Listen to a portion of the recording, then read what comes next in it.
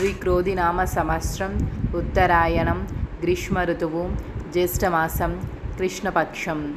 సూర్యోదయం తెల్లవారుజాము 5:49 సూర్యాస్తమయం సాయంత్రం 6:50 తిథి దశమి జూన్ 30వ తారీఖు మధ్యాహ్నం 12:19 నుండి జూలై 1వ తారీఖు ఉదయం 10:26 వరకు.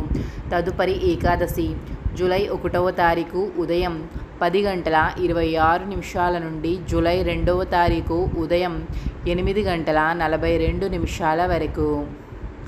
నక్షత్రం అశ్విని జూన్ 30వ తారీఖు ఉదయం 7:34 నుండి జూలై 1వ తారీఖు ఉదయం 6:26 వరకు.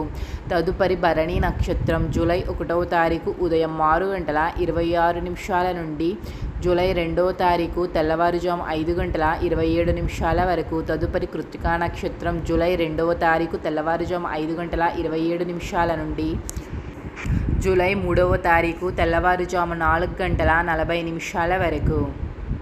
అమృత కాలము తెల్లవారుజాము 12:51 నుండి 2:23 వరకు.